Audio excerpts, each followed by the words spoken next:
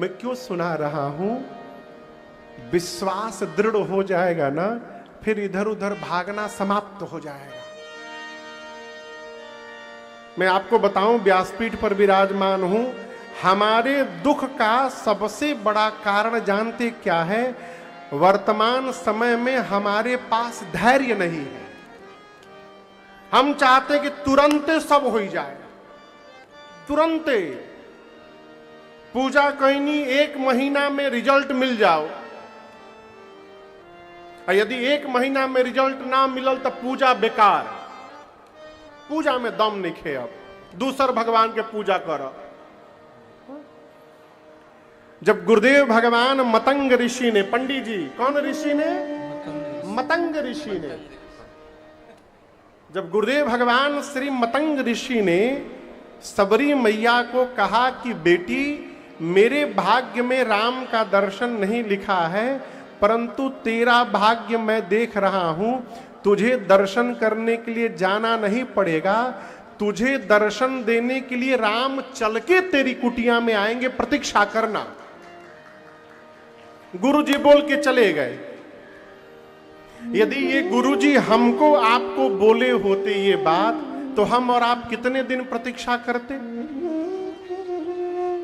कहां है केतकी जी? हाँ, कितने दिन प्रतीक्षा करती आप? यदि गुरुजी कही के जाते कि राम जी दर्शन देंगे, तो कितने दिन प्रतीक्षा करती? 1 साल। 1 साल की 1 दिन, 1 साल। ईमानदारी से कह दिया 1 साल। हम हो 2 साल 3 साल करते। आप लोग कितना करते?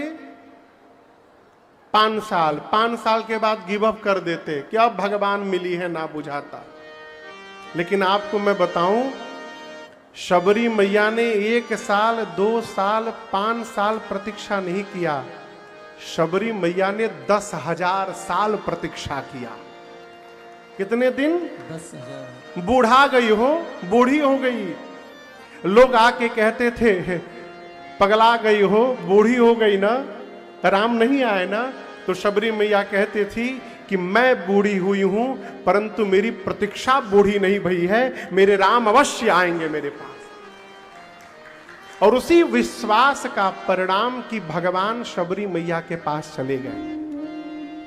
ये जानते हैं, ये कथा कुछ नहीं करती है, कथा हमारे विश्वास को दृढ़ता प्रदान करा देती है। मैं अभी किसी से कुछ दिन पहले कह रहा था कि देखिए, हम कथा गाते हैं तो इसका अर्थ ये नहीं कि हम कभी बीमार नहीं पड़ेंगे। हम राम जी की कथा गाते हैं, इसका अर्थ नहीं कि जीवन में कभी विपत्ति नहीं आएगी, कोई दुख नहीं आएगा, ना कोई कष्ट नहीं आएगा। लोग तो इसीलिए पूजा करते हैं कि जीवन में कोई कष्ट ना आवे। लेकिन कथा का यह फल नहीं है, भगवत पूजा का यह फल कदापि नहीं है कि कष्ट ना आवे।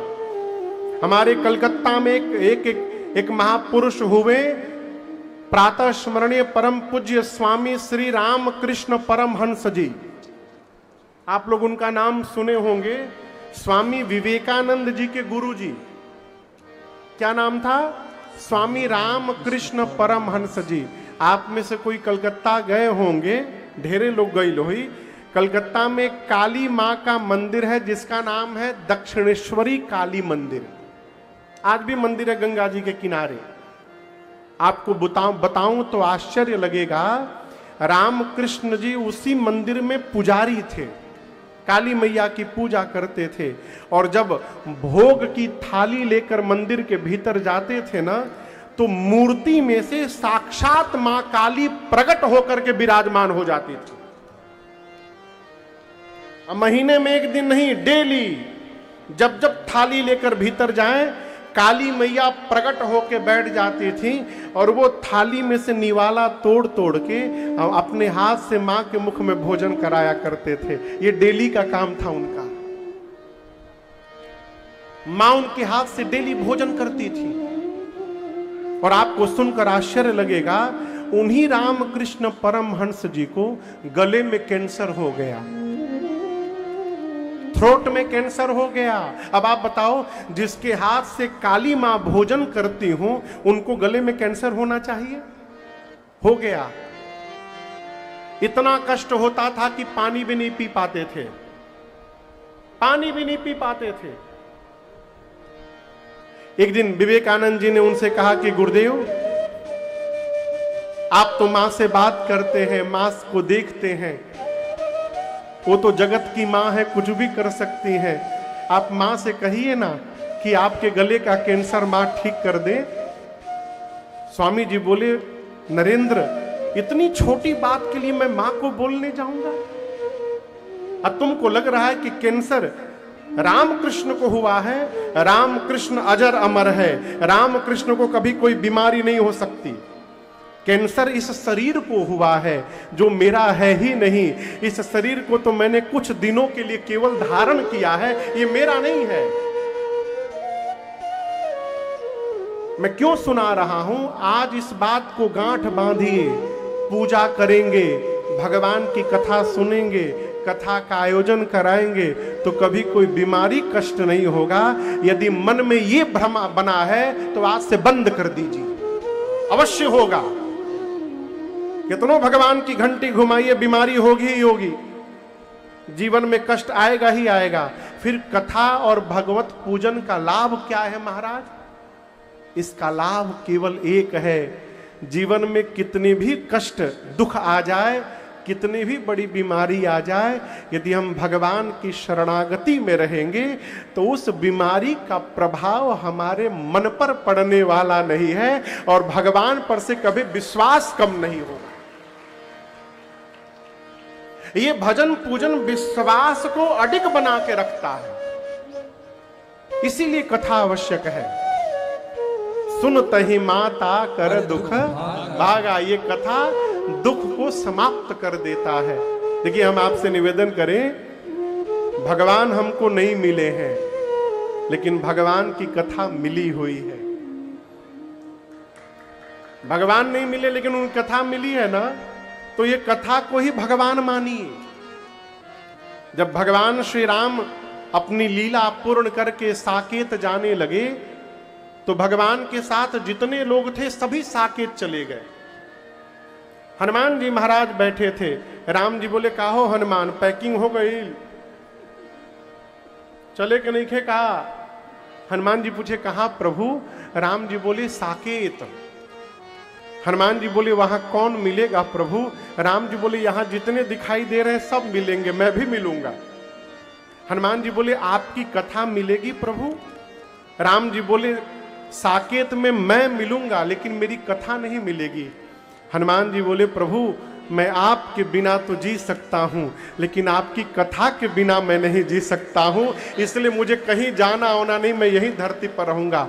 इसलिए गोस्वामी जी ने कहा, प्रभु चरित सुनबे को रसिया। हनुमान जी भगवान के चरित्र को श्रवण करने के रसिया हैं।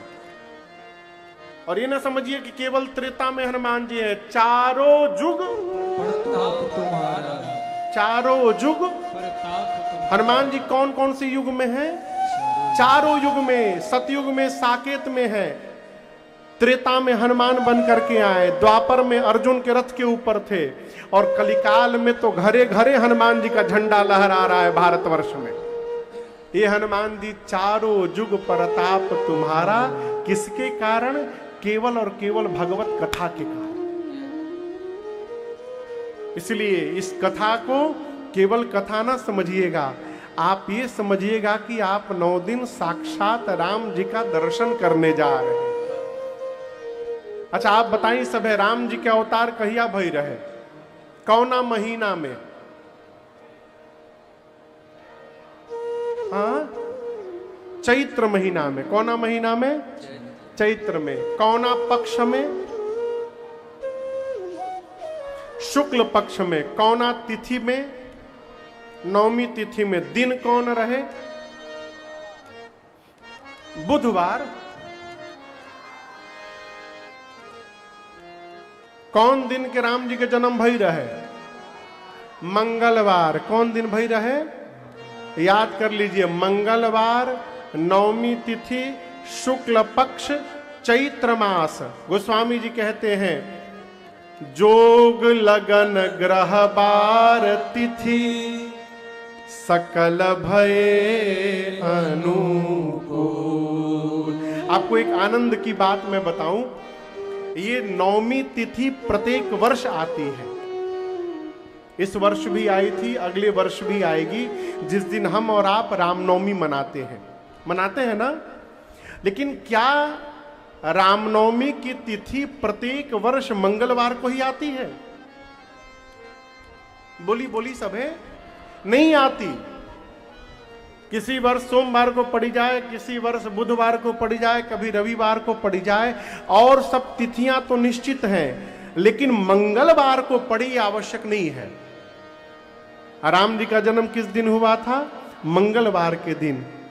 गोस्वामी तुलसीदास जी महाराज अयोध्या में बैठकर जब श्री रामचरितमानस जिस दिन लिखना प्रारंभ किए, उस समय की गणना बाबा कहते हैं संबत 16 सैकते सा, संबत 16 सैकते सा, करऊं कथा हरि पद धरि सीसा, करऊं कथा हरि पद धरि सीसा, जेहि दीन राम जन्म श्रुति गावहीं, जेहि दीन राम जन्म श्रुति गावहीं, तीरथ सकल तहाँ चली आवहीं, तीरथ सकल तहाँ चली आवहीं, नौमी भौमा वार मधुमासा, नौमी भौम वार मधुमासा, अवधपुरी यह चरित प्रकाशा, अवधपुरी चरित प्रकाशा, अवधपुरी चरित प्रकाशा। गोस्वामी जी कहते हैं संबत 1631 में, अभी कौन सा संवत्सर चल रहा है पता है? 2000। हम संबत पूछता नहीं, हाँ, संबत 2083। कितना चल रहा है? 82 की 83? 83 है ना, हाँ 83। रामनवमी से बदल गया। अभी कौन सा संवत्सर चल रहा है? 2083। गोस्वामी जी कथा लिख रहे हैं संबत 1631 में, यानी आज से ठीक 352 साल पहले। कितना दिन पहले? 352 वर्ष पहले संबत 1631 में रामनवमी जो तिथि थी वो मंगलवार को पड़ी थी। और केवल मंगलवार को नहीं, राम जी के जन्म के समय जो जोग लग्न ग्रह बार तिथि थे, वो सारे के सारे जोग लग्न ग्रह बार तिथि संबत 1631 की रामनवमी को पड़ी थी। और आपको एक बात बताऊं, गोस्वामी जी घोषणा करते हैं कि रामनवमी के दिन धरती के जितने तीर्थ हैं, कितने तीर्थ? सारे तीर्थ अयोध्या में जाकर राम जी के जन्मोत्सव का दर्शन करते हैं। ये प्रसंग कह रहा है कि रामनवमी के दिन में 12 बजे यदि आप में से कोई अयोध्या पहुंच गया तो बिना रुपया खर्चा किए सभी तीर्थों में जाने का फल उसको ऐसे ही प्राप्त हो जाएगा, क्योंकि सारे तीर्थ अयोध्या में पहुंचे रहते हैं। तो जिस लग्न में, जिस ग्रह गोचर में राम जी ने अवतार लिया है, उसी लग्न में, उसी ग्रह नक्षत्र में, उसी अयोध्या की धरती पर श्री रामचरित मानस ने भी अवतार लिया है। इसलिए गोस्वामी तुलसीदास जी कहते हैं कि रामचरित मानस साक्षात श्री राम जी का वांग्मय स्वरूप है। ये साक्षात राम जी का अवतार है, इसलिए इनको किताब समझने का अपराध न करिएगा। मैं पुनः एक बार कह रहा हूं, भगवान हमको मिले हैं कि न मिले हैं इसमें न उलझिए। भगवान की कथा हमको आपको प्राप्त हुई है, ये भगवान की विशेष कृपा है। इसी में लगे रहिए, इसी में लगे रहिए। कहत सुनत सब कर हित होई। गोस्वामी तुलसीदास जी महाराज ने श्री रामचरित मानस की रचना की। प्रारंभ में बाबा ने 7 कांड लिखे, बालकांड, अयोध्या कांड, अरण्य कांड, किष्किंधा कांड, सुंदर कांड, लंका कांड और 7वें कांड का नाम है उत्तर कांड। बालकांड के प्रारंभ में गोस्वामी जी ने 7 श्लोक की रचना की। क्यों 7 कांड है? तो महापुरुष कहते हैं एक एक कांड को स्मरण करके बाबा ने एक एक श्लोक की रचना की। सबसे पहले श्लोक में गणपति भगवान और मां सरस्वती को वंदन करते हैं। वर्णानामर्थ संघानाम रसानाम छंदसामपि मंगलानाम चकर्तारो वंदे वाणी विनायको। पहले श्लोक में गणपति भगवान और सरस्वती जी को वंदन किया। दूसरे श्लोक में भगवान शंकर और मां पार्वती को वंदन करते हैं। भवानी शंकरौ वंदे श्रद्धा विश्वास रूपिणो याभ्याम विना न पश्यन्ति सिद्ध स्वान्तस्थमीश्वरम्। देखिए,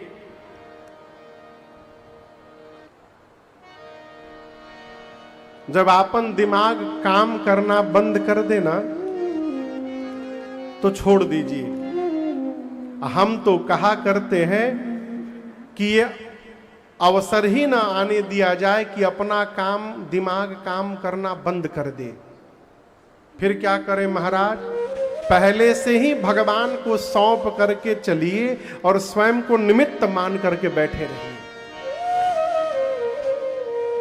इतनी बड़ी जो रचना बनी है कथा की, ये करने से होने वाला नहीं है जब तक भगवत कृपा ना हो जाए। बतिया बुझा रहा है? गोस्वामी तुलसीदास जी कथा लिखने के पहले भगवान शंकर और मां पार्वती को वंदन करते हैं। कौन शंकर जी, पार्वती जी? श्रद्धा विश्वास रूपिणो। पार्वती मैया श्रद्धा हैं और शंकर जी विश्वास हैं। ये विश्वास और श्रद्धा का जीवन में संगम तभी होगा जब जीवन में आत्मसमर्पण होगा भगवत चरण के प्रति। जब तक आप शरणागति भाव में नहीं आएंगे तब तक श्रद्धा विश्वास होने वाला नहीं है। जब तक आप ये नहीं मानेंगे कि हम कुछ भी करने वाले नहीं है, सब ठाकुर जी कराने वाले हैं, तब तक विश्वास जन्म ही नहीं ले सकता। गोस्वामी जी ने श्रद्धा विश्वास रूपी मां पार्वती और भगवान शिव को वंदन किया। तीसरे श्लोक में पुनः एक बार भगवान शंकर को वंदन करते हैं। गुरु स्वरूप में वंदे बोधमयम नित्यम गुरुम शंकर रूपिणम। यहां एक भ्रम मैं आपको समाप्त करूं। अब एक नई प्रथा चली है कि शिव गुरु है। आप लोग भी सुने हो, अच्छी बात है। यहां भी लिखा है वंदे बोधमयम नित्यम गुरुम शंकर रूपिणम। वास्तव में शंकर जी गुरु हैं। किसके गुरु हैं? पार्वती जी ने घोषणा की, तुम त्रिभुवन गुरु वेद बखाना। मां पार्वती भगवान शंकर के लिए कहती हैं, हे भगवान शिव, आप त्रैलोक्य के गुरु हैं। ये बात सत्य है कि भगवान तीनों लोक के गुरु हैं शंकर जी। गुरु कौन? जो हमारा मार्गदर्शन करे, वो हमारा सदगुरु। लेकिन इसके बाद आगे की बात याद रखिएगा। शंकर जी गुरु हैं, लेकिन उसके बाद भी यदि आप शरीर धारण करके धरती पर आ रहे हैं तो आपको प्रत्यक्ष रूप से किसी न किसी सदगुरु की शरण में जाकर के और दीक्षा प्राप्त करनी पड़ेगी। ये मैं नहीं बोल रहा हूं, यहां मानस में लिखा है, गुर बिनु भव निधि तरई न कोई, जौ बिरंची शंकर सम होई। बिरंची माने, जोर से बोलिए, बिरंची माने ब्रह्मा, अशंकर माने शंकर जी। गोस्वामी तुलसीदास जी कहते हैं यदि ब्रह्मा जी और शंकर जी भी शरीर धारण करके धरती पर आ जाए तो बिना सदगुरु की शरण में गए उनका भी कल्याण होने वाला नहीं है। इसीलिए मनुष्य का शरीर प्राप्त हुआ तो सदगुरु की शरण में जाना पड़ेगा। लेकिन यहां पर एक समस्या है, महाराज केकरा के गुरु बनावल जाओ। एक भक्त ने प्रश्न किया, महाराज क्या जरूरी है कि गुरु जी जब कान में भगवान का मंत्र दें तभी मंत्र जपेंगे तो लाभ होगा? क्या बिना दीक्षा के भगवत नाम जपा जाए तो उसका लाभ नहीं होगा? बिल्कुल होगा। ये कहीं नहीं लिखा है कि गुरु जी जब कान में नाम मंत्र दे दे तभी जपिए, आप उसके पहले भी जपिए। और ये ना सोचिए कि कैसे जपें, जैसे मन करे वैसे जपिए। खा के जपिए, बिना खाए जपिए, नहा के जपिए, बिना नहा के जपिए, घर के भीतर ही जपिए, बाहर जपिए। महाराज बाथरूम में जप सकते हैं, बिल्कुल जप सकते हैं। कहीं बाथरूम में प्राण निकल गई तब आप सोचिए। इसलिए धरती पर जहां रहिए, शुद्ध अशुद्ध किसी भी अवस्था में रहिए, भगवत नाम लेने में कोई दोष नहीं है। यही कलिकाल की सबसे बड़ी महिमा है। मैं आपसे निवेदन करूं, आप सदगुरु को ना ढूंढिए, आप केवल भगवान का नाम लेते जाइए। यदि आप निष्ठा पूर्वक भगवत नाम का उच्चारण करते रहेंगे तो ये भगवत नाम का उच्चारण ही आपको सदगुरु की शरण में लेके चला जाएगा और आपका उद्धार हो जाएगा। इसलिए लगे रहिए। कहां लगे रहे महाराज? जहां मन करे, जहां मन करे।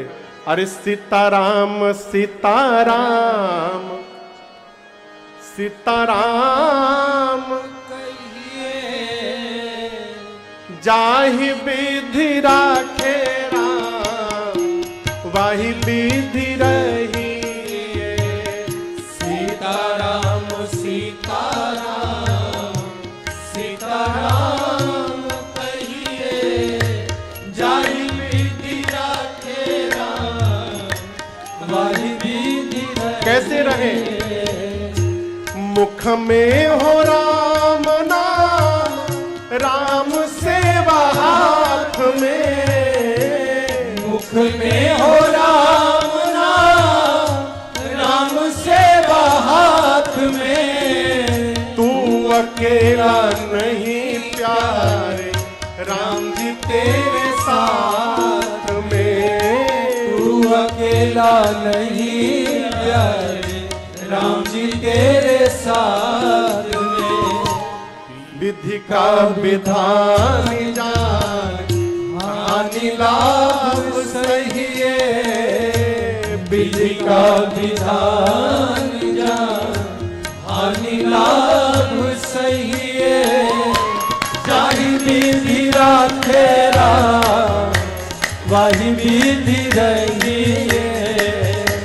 सीताराम सीताराम सीताराम कहिए, जाहि विधि राखे राम, वाहि विधि रहिए।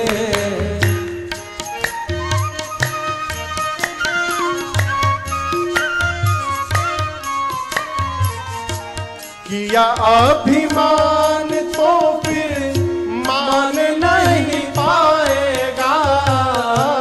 किया अभिमान तो फिर मान नहीं पाएगा। होगा प्यारे वही भाएगा। होगा प्यारे वही जो श्री राम जी को भाएगा। फल आशा त्याग शुभ काम करते रहिए। फल आशा त्याग शुभ काम करते रहिए।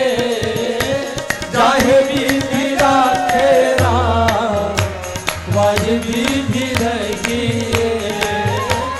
चाहे विधि राखे राम वही विधि रहिए। सीताराम सीताराम सीताराम कहिए। जाहि विधि राखे राम वही विधि रहिए। जाहि विधि राखे राम वही विधि रहिए। क्या करिए महाराज, जहां रहिए, बलिया में रहिए, छापरा में रहिए, मऊ में रहिए, बनारस में रहिए, क्या करिए? सीताराम सीताराम सीताराम कहिए। जाहि विधि राखे राम वही विधि रहिए।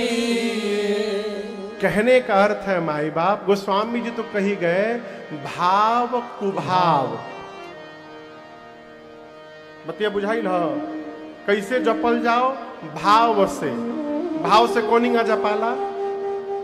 हरे राम राम राम राम राम हरे हरे, हरे कृष्णा कृष्ण कृष्ण कृष्ण हरे हरे।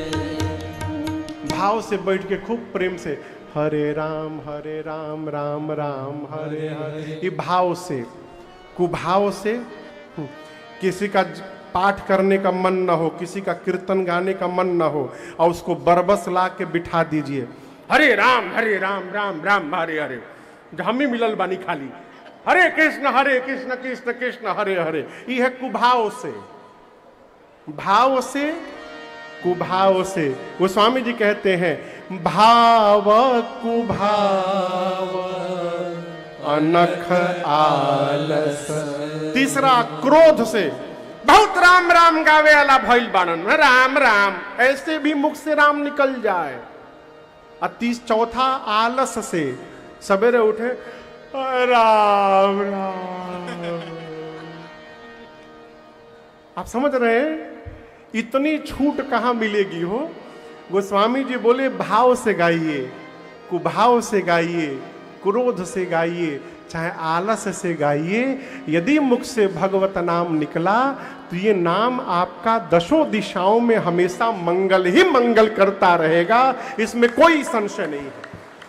नाम जपत मंगल दिशि। इसलिए बहाना ढूंढिए कैसे भगवत नाम निकले। एक कहानी सुनाऊं मैं आपको, एक महापुरुषों से मैंने सुनी है। एक राजा के एक मंत्री थे,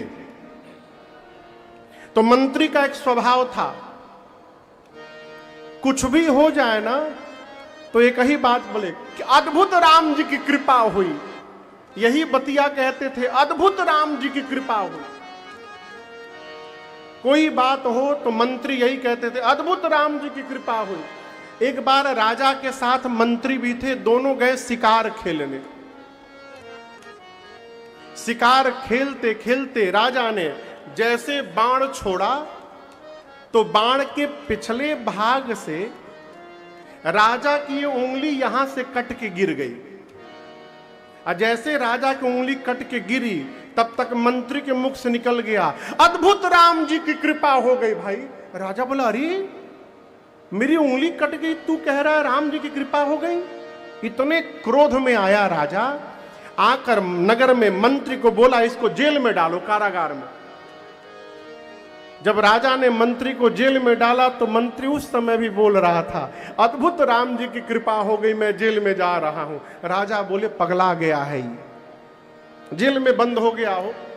अब राजा की उंगली कट गई, घाव भरा समय बीता, राजा फिर शिकार खेलने गया जंगल में अकेले, और इस बार गया तो जंगल में रहने वाले जंगली आदिवासी राजा को पकड़ के लेके चले गए।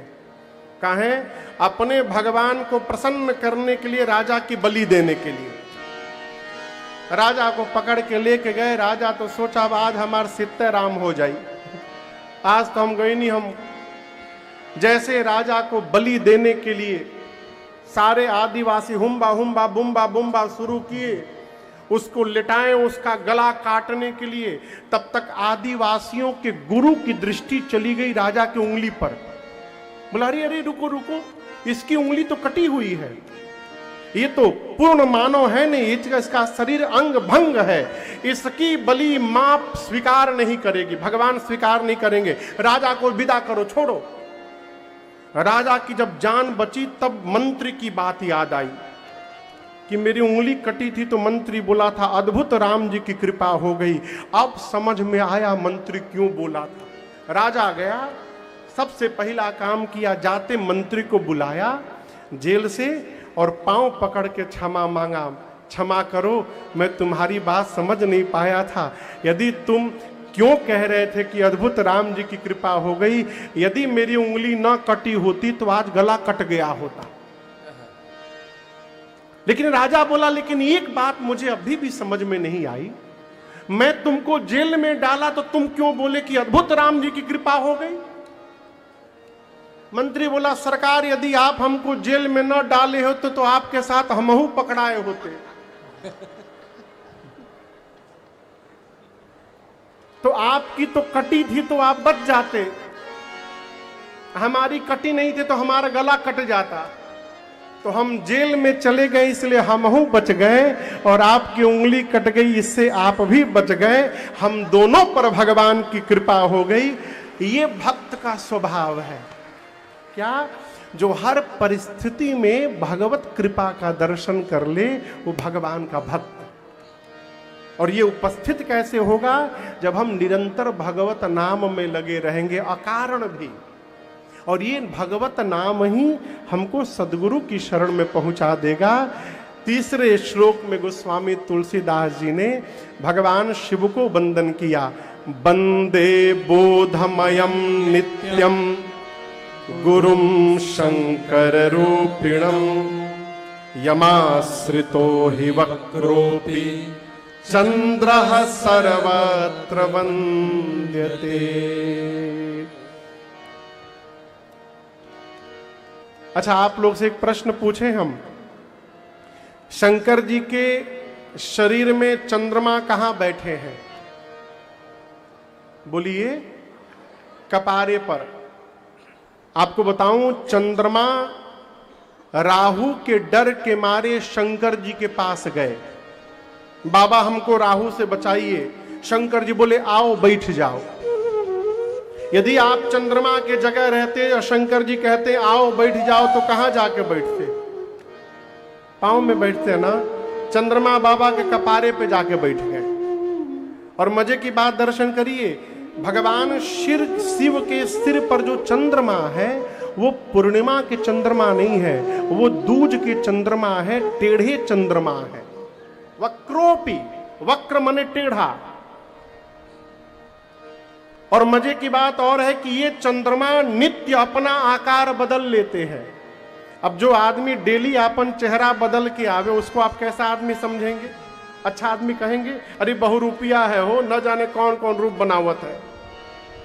लोग कहते हैं बहुत टेढ़ा आदमी है, बच के रहिए ओकरा से। और वही टेढ़े चंद्रमा शंकर जी के सिर पर विराजमान है। गोस्वामी जी कहते हैं यमाश्रितो हि वक्रोपी चंद्रः सर्वत्र वंद्यते। शिव के शिव रूपी सदगुरु की शरण में होने के कारण टेढ़े चंद्रमा भी आज संसार में वंदनीय हो गए हैं। ऐसे भगवान शंकर को गोस्वामी तुलसीदास जी बारंबार वंदन प्रणाम करते हैं। तीसरा श्लोक, चौथे श्लोक में आदि कवि बाबा वाल्मीकि जी और श्री हनुमान जी महाराज को वंदन किया है। पांचवें श्लोक में जगत जननी मां जानकी को वंदन किया है। छठे श्लोक में श्री रघुनाथ जी को वंदन किया है।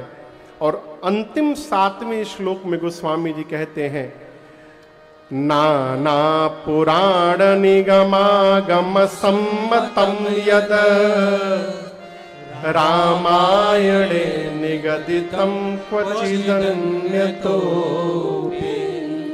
स्वान्तः सुखाय तुलसी रघुनाथ गाथा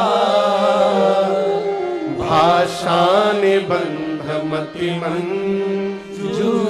मातनोति। क्या अद्भुत रचना है हो। देखिए, आप में से कोई पीएचडी किया है? PhD, doctorate? अच्छा, कोई नहीं किया है, हम नहीं किए हैं। लेकिन आपको बताऊं, आपको शायद जानकारी हो, जो डॉक्टरेट करता है, पीएचडी करता है ना, तो उसको एक अपने रिसर्च पर एक थेसिस लिखना पड़ता है, किताब। उसने क्या रिसर्च किया है उसी को जमा करना पड़ता है, तब उनको प्रमाण पत्र मिलता है पीएचडी का। तो जो थेसिस लिखते हैं ना, तो उस पुस्तक के प्रारंभ में अथवा अंत में ये भी लिखना पड़ता है कि इस किताब को लिखने के लिए हमने किन किन पुस्तकों का आश्रय लिया है, किस किस किताब को हमने पढ़ा है, कहां कहां से इनकी शब्दावली को उठाया है, उसकी पूरी सूची देनी पड़ती है। ये जो 7वां श्लोक है बालकांड का, ये रामचरितमानस रूपी रिसर्च की अनुक्रमणिका है। गोस्वामी जी इसमें घोषणा करते हैं कि मैंने कहां कहां से पढ़ करके इस श्री रामचरितमानस की रचना की है। दर्शन करिए, बाबा कहते हैं, नाना पुराण निगमागम सम्मतम यद रामायणे निगदितं क्वचिदन्यतो। नाना पुराण, 18 पुराण हैं, निगम आगम 4 वेद हैं, 6 शास्त्र हैं। इनके अलावा गोस्वामी जी कहते हैं जितने रामायण मुझे प्राप्त हुए, आपको सुनकर आश्चर्य लगेगा, गोस्वामी तुलसीदास जी जब रामचरितमानस की रचना प्रारंभ किए, उस समय उनकी उम्र 77 वर्ष की थी। कितने साल की? 77 वर्ष की गोस्वामी जी की अवस्था थी। और मानस लिखने के पहले गोस्वामी तुलसीदास जी 3 बार संपूर्ण भारत की पद यात्रा कर चुके थे। उत्तर में जाकर भगवान बद्री विशाल से उनका आशीर्वाद प्राप्त किए थे। व्यास गुफा में श्री वेद व्यास जी का दर्शन प्राप्त किए थे। काशी विश्वनाथ में भगवान विश्वनाथ की करुणा कृपा प्राप्त हुई। इसके बाद 77 वर्ष की अवस्था तक जितने रामायण गोस्वामी जी सुन रखे थे, कहते हैं 18 पुराण, 4 वेद, 6 शास्त्र, और जितने रामायण मुझे प्राप्त हुए, रामायणे निगदितम क्वचिदन्यतोपि, इन सबके सारांश को निचोड़ करके और मैं श्री रामचरितमानस की रचना करने जा रहा हूं। रामायणे निगदितम क्वचिदन्यतोपि, क्यों करने जा रहा हूं? बाबा कहते हैं, स्वान्तः सुखाय तुलसी रघुनाथ गाथा भाषा निबंध जुल मातनो। गोस्वामी जी क्यों रचना किए? स्वान्तः सुखाय। क्यों रचना किए? अपने सुख के लिए। देखिए, पहला दिन है, मैं आपसे निवेदन करूं, पहले अपने को सुखी करिए। पूरे घर को सुखी करने के चक्कर में आदमी स्वयं वंचित रह जाता है? जो सबको सुनवाता है ना, वही नहीं सुन पाता है। हम एक जगह कथा करने गए, मैं जगह का नाम नहीं लूंगा। जो आयोजक थे ना, वो 9 दिन बैठ के 5 मिनट कथा नहीं सुने। कथा में आरती कराते थे, उसके बाद गायब। कहाँ चले जाते थे? भंडारा में। रोज रात को बताते थे, आज महाराज मालपुआ बना था, आज कचौड़ी बनी थी, पनीर की सब्जी बनी थी, 5000 लोग भोजन पाए महाराज, रोज बताते थे। हम सोचते थे कितने दुर्भाग्यशाली हैं, यहाँ अमृत बही रहा है, अमृत छोड़कर ही कचौरी में अझुराए हुए हैं, इनको क्या कहे। देखिए, जो सबको ठीक करने निकलता है ना, सब लोग मिलकर उसी को ठीक कर देते हैं। इसलिए सबको ठीक ना करिए, अपने को ठीक करिए। जिसको ठीक होना होगा वो आपको देख करके अपने आप ठीक हो जाएगा, और जिसको नहीं होना है वो कुछ भी करिए ठीक होने वाला नहीं है। गोस्वामी जी घोषणा करते हैं, स्वांतः सुखाय तुलसी रघुनाथ गाथा, भाषा निबंध मति मंजूल स्वंतः सुखाय। गोस्वामी तुलसीदास जी अपने अंतःकरण को सुख देने के लिए मानस की रचना करते हैं।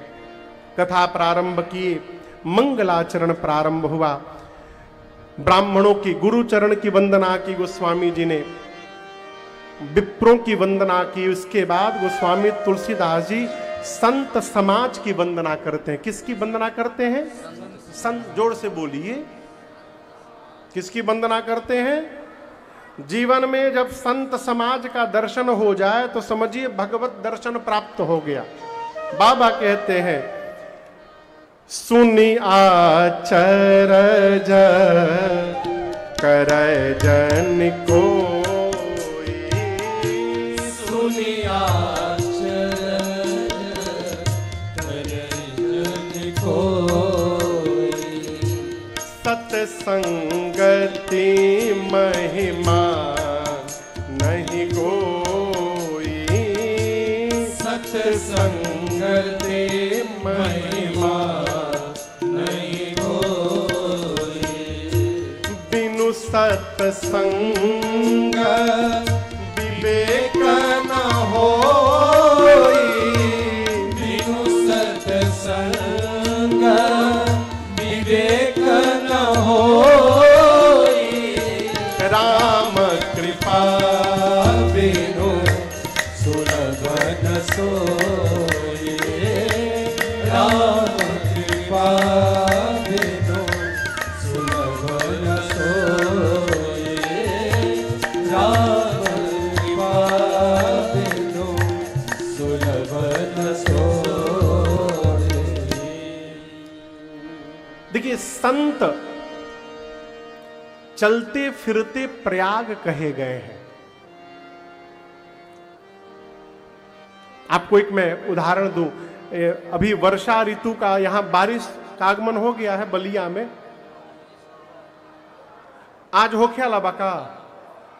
अच्छा हो गई आज। अच्छा कब भइल हो? अच्छा सुबह बारिश हुई। अच्छा ठीक है। यदि हम आपसे प्रश्न करें कि इन बादलों में ये बारिश का जल आया कहां से, केहू के पता बा? बताइए बताइए, कहां से आया? धरती से। हाँ, वो भाप कहां से बना? धरती से नहीं, सूर्य की किरणें जब समुद्र के जल पर पड़ती हैं तो समुद्र का जल वाष्प बन के ऊपर उठता है। वाष्प के कण आपस में जमा होते हैं तो बारिश के बूंद बनते हैं, और उन बादलों को जब हवा अपने बल से घसीट कर ले करके धरती के ऊपर आते हैं तो यहां आकर वो बादल जल की वर्षा करते हैं। समझ में आया? उसी प्रकार भगवान की कथा समुद्र है। बाबू, भगवान की कथा क्या है? समुद्र। समुद्र है। इस भगवत कथा रूपी समुद्र में संत बादल बन के जाते हैं और वहां से भगवान के गुण रूपी, भगवान की कथा रूपी, भगवान के चरित्र रूपी वाष्प को अपने भीतर भर करके और करिहरा बिरुवार बारी गांव के ऊपर आ जाते हैं। बलिया जिला में आ जाते हैं और आ करके 9 दिनों तक भगवत कथामृत की यहां पर वर्षा करते हैं। बात समझ में आई? अब आगे की बात समझिए। जब बादल जल की वर्षा करते हैं तो उसके पहले बादल माइक में घोषणा नहीं करते कि बाल्टी में पनिया भर ली सब है, परात में भर ली, तसली में भर ली, बादल नहीं बोलते। बादल जल की वर्षा करते हैं। अब यह हमारे आपके विवेक पर है कि हम उस वर्षा को रोक लें, जमा करें अथवा नाली में बह जाने दें। बादल आए, वर्षा करके चले गए। उसी प्रकार संत रूपी बादल हमारे जीवन में आते हैं, भगवत कथा रूपी वर्षा करते हैं। अब यह हमारे आपके विवेक के ऊपर है कि हम अपने हृदय के पात्र में उस कथा रूपी वर्षा को सुरक्षित करें कि बह जाने दें। इसका निर्णय हमको आपको करना है। संत मिले तो इसको भगवत कृपा समझिएगा। मानस में 2 जगह ऐसी चौपाई है जहां पता चलता है कि संत कैसे मिलते हैं। एक चौपाई आप लोग जानते हैं, अब मोहि भरोस हनुमंता। ये लोग बोले 10 सब है। हाँ, आगे बोली सब है। बिनु गाई सब है, बिनु हरि कृपा मिलहि नहीं संता। अब मोहि भरोस हनुमंता। क्या बिनु हरि कृपा मिलहि नहीं संता। इसका अर्थ है जब तक भगवान की कृपा नहीं होगी तब तक संत मिलने वाले, जोर से बोली सब है, नहीं है। संत कब मिलेंगे? जब भगवान की कृपा होगी। ठीक। अब एक दूसर का चौपाई सुनी सब है।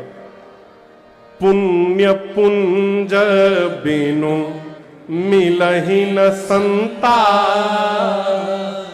सत्संगते संसृत कर अंता। ये चौपाई कहती है जीवन में जब तक पुण्य का पुंज जमा नहीं होगा, पुंज यानी गट्ठर, पुण्य का गट्ठर जब तक जीवन में नहीं बनेगा तब तक संत मिलने वाले। पहली चौपाई कह रही है जब भगवान की कृपा होगी तब मिलेंगे। दूसरी चौपाई कह रही है जब जीवन में पुण्य होगा तब मिलेंगे। दोनों में से सही कौन? दोनों सही। दर्शन करिए, स्थान अलग अलग है। अच्छा आप बताइए, आप लोग भगवान की कथा सुनने आए हैं कि आपको घर में बैठकर सुनने को मिल रही है? बोलिए बोलिए। आए हैं। कहां कहां से लोग आए हैं न जाने। तो जब जीवन में पुण्य एकत्रित होता है तो वो पुण्य आपको आपके घर से खींच करके बाहर निकालता है और भगवत कथा में ले जाकर बिठा देता है, संत की कुटिया में बिठा देता है।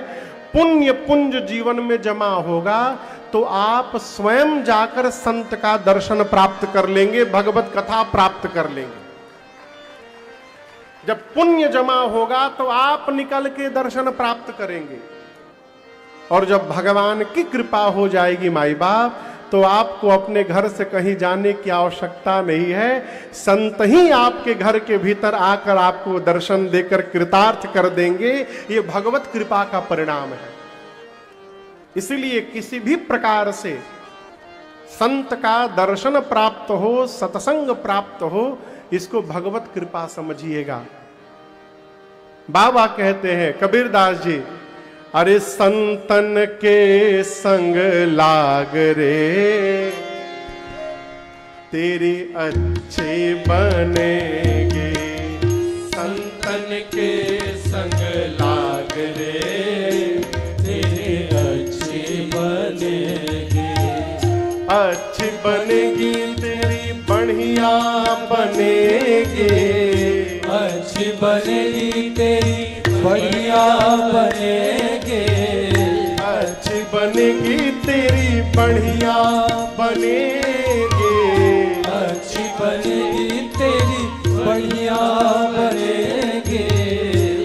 होय बड़ो तेरो भाग रे, होए बड़ो तेरो भाग रे, तेरी अच्छी बनेगी। संतन के संग लाग रे, तेरी अच्छी बनेगी।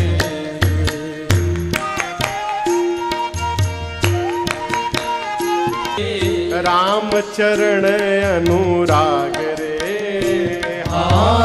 राम चरण अनुराग रे, तेरी अच्छी बनेगी। संतन के संग लाग रे, तेरी अच्छी बनेगी। संतन के संग लाग रे, तेरी अच्छी बनेगी।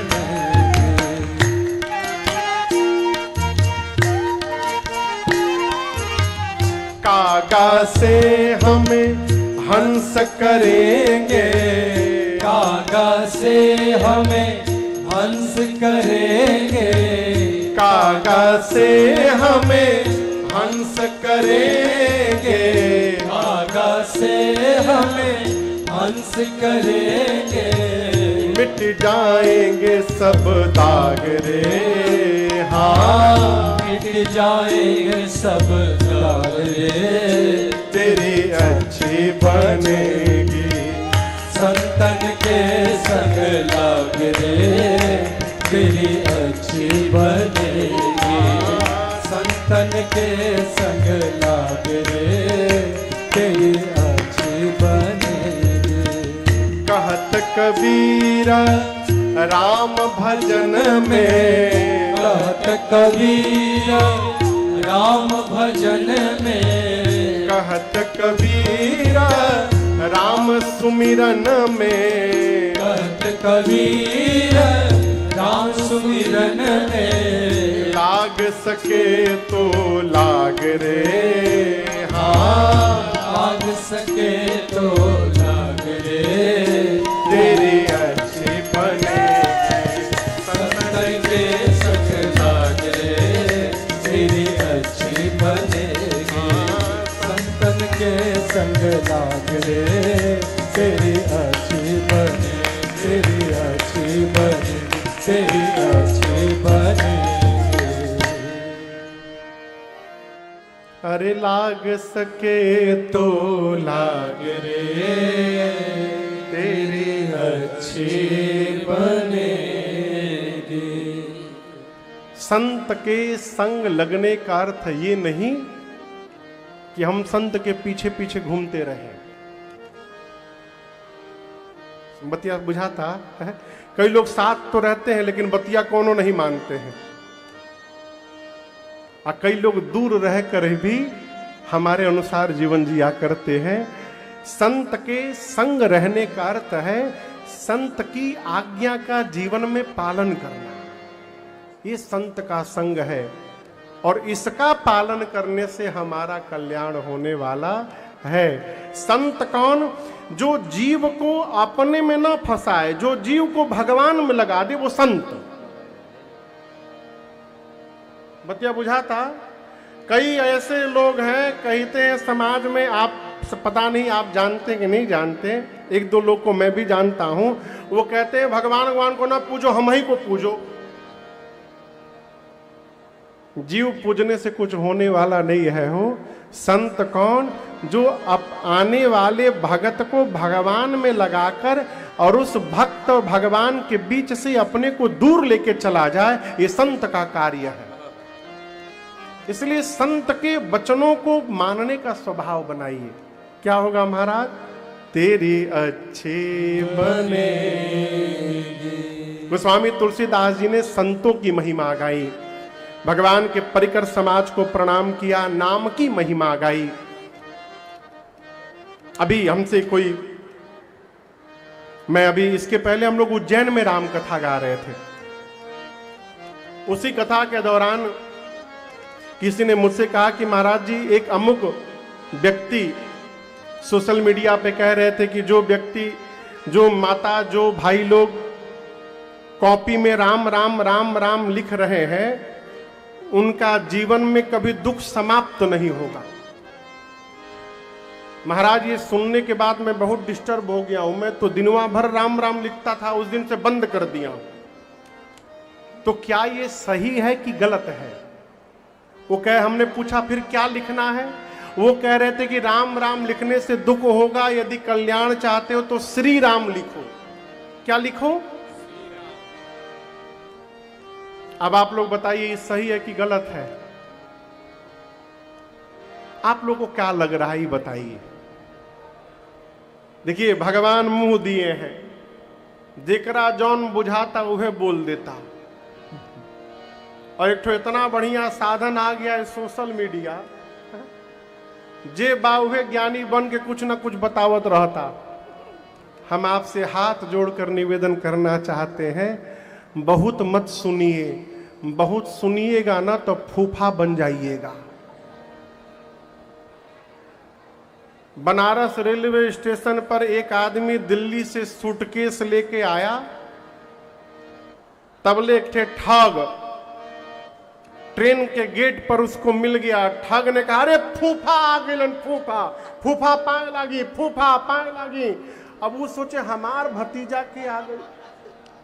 बोले फूफा हमको पहचाने नहीं, हम भतीजा आपके, बहुत दिन हो गया, लाइए सामान दीजिए हम लेके चलते हैं। वो सूटकेस लिया, कपारे पे रखा और चलते लगा। चलते चलते एक सूटकेस लेके गायब। अब वो सेठ जी पूरा स्टेशन में घूम घूम के पूछे, हम के फूफा हैं, हम के फूफा। जब बहुत सुनने लगिएगा तो यही दशा हो जाएगी, फूफा बनना पड़ेगा। कौन हमको बता कर गया भाई, उपदेश देके कौन चला गया जो हम मान के बैठे हुए हैं? बहुत न सुनिए। आप राम और श्री राम की बात करते हैं, वाल्मीकि जी ने मरा मरा जपा था, रामो नहीं बोले थे। नारद जी वो से बोले, वाल्मीकि ऋषि मेरा उद्धार कैसे होगा? नारद जी बोले राम राम जपो। वाल्मीकि ऋषि बोले जप ही नहीं पाऊंगा।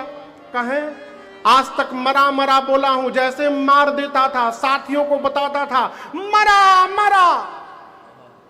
मैं जीवन भर मरा मरा बोला हूं, राम कैसे बोलूंगा? नारद जी बोले मरा मरा बोल लोगे। वाल्मीकि ऋषि बोले इसमें तो एक्सपर्ट हूं मैं। नारद जी बोले ठीक है, तुम मरा मरा जपो। वाल्मीकि जी बोले काम करेगा ना? नारद जी बोले यदि विश्वास हो गया ना तो ये मरा ही आपके लिए उद्धार का कारण बन जाएगा। और वाल्मीकि जी मरा मरा जपे। वाल्मीकि के जाप से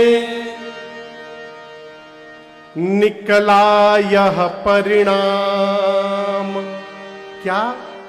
श्रद्धा होनी चाहिए, तुम मरा कहो या राम। उल्टा नाम जपत जग जाना, वाल्मीकि भे ब्रह्म समाना। वाल्मीकि ऋषि मरा मरा जप के ब्रह्मर्षि हो गए। वो श्री मरा नहीं जपे थे, खाली मरा मरा जपे थे। इसलिए इस भ्रम में न पड़िए कि राम लिखेंगे कल्याण होगा, कि श्री राम लिखेंगे कल्याण होगा। आप जो लिखते हैं उसमें लिखिए, भगवत नाम यदि उसमें है तो आपका कल्याण निश्चित होने वाला है, उसमें कोई संशय नहीं। गोस्वामी तुलसीदास जी ने नाम की महिमा गई।